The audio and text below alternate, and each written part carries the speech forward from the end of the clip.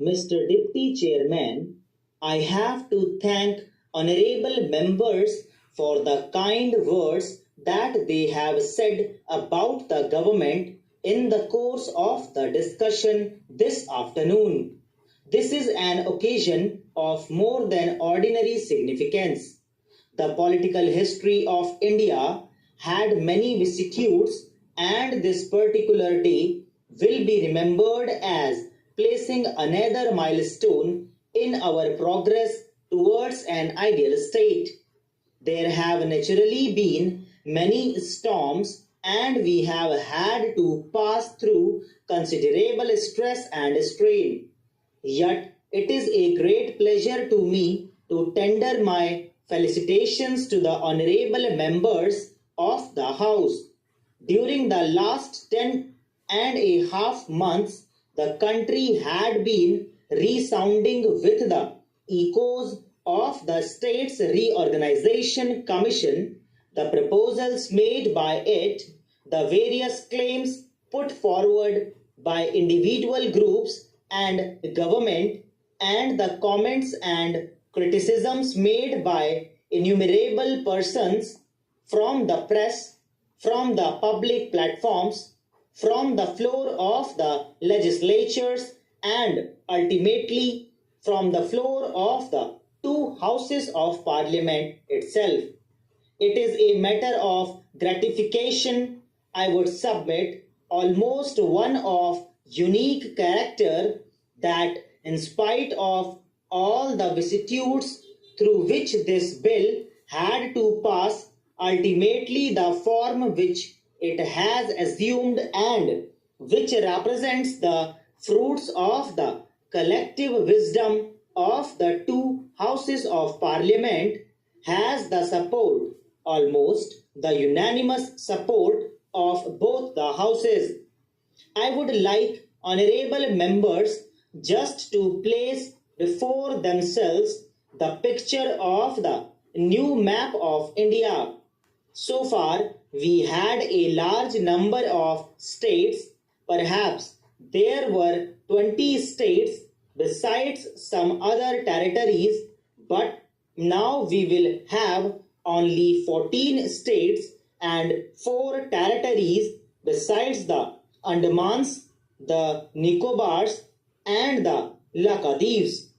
The citizens of this country will be living in the states, and only less than 2% or just near about 1% will be living in the centrally administered areas. It is worth considering now whether we have not really succeeded in evolving a scheme of which we all can well be proud. If honorable members will consider the case of each individual state, they will find that almost unanimity had been reached except in the case of Ahmedabad in Gujarat.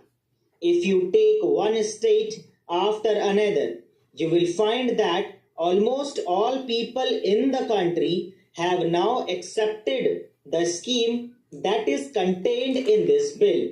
If you take the various states, you will see that Tamil Nadu, Andhra, Kerala, Punjab, Rajasthan, and other states have virtually accepted the scheme contained in this bill.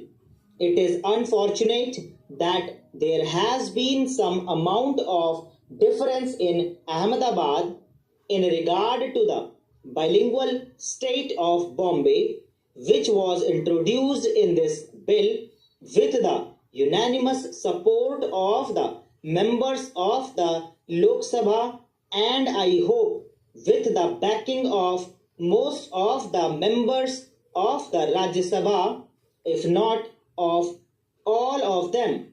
I do not want on this occasion to enter into petty controversies. This is too big an occasion to admit of any trivial points by way of debate or otherwise.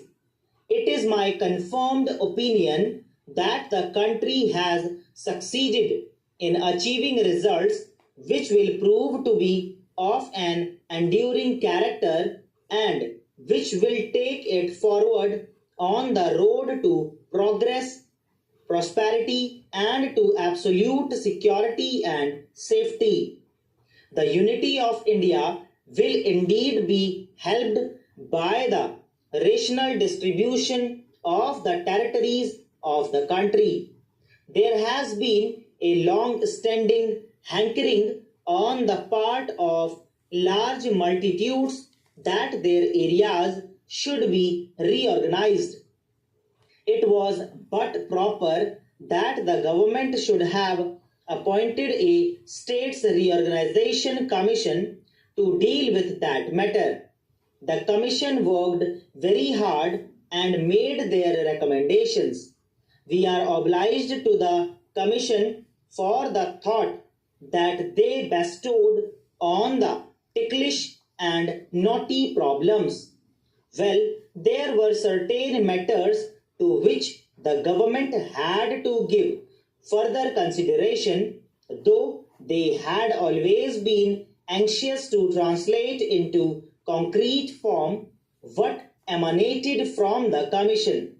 Whatever changes have been made have been, I believe, for the better, and they have made the entire scheme more acceptable.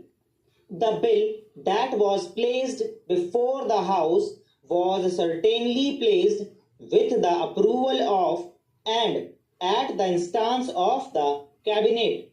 All that was done in the regular way.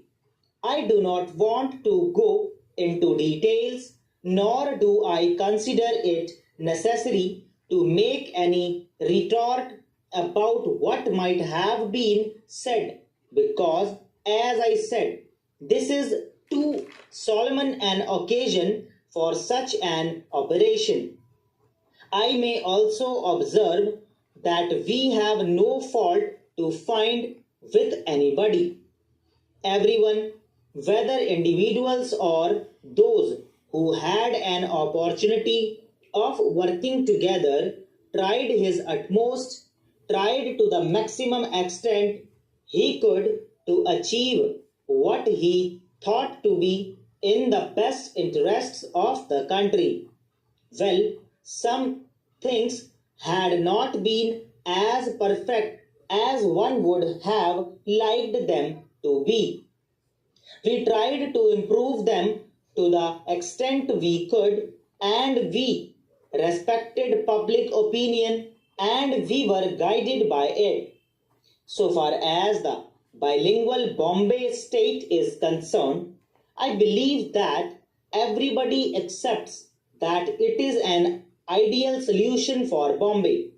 Without being unfair, no one can find fault with government for having agreed to accept a proposal which I think 99% in the country is considered to be the best solution to this very ticklish and almost insoluble problem which had engaged the attention of this and also of the other house continuously for days and days and for weeks and weeks.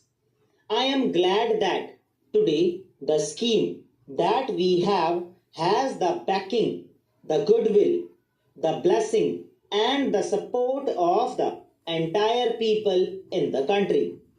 There may have been some errors, there may have been some aberrations. Well, that is unavoidable in human affairs, but after all, man learns by mistakes, and wisdom is ultimately the result of the lessons learned from a series of mistakes that are committed. दोस्तों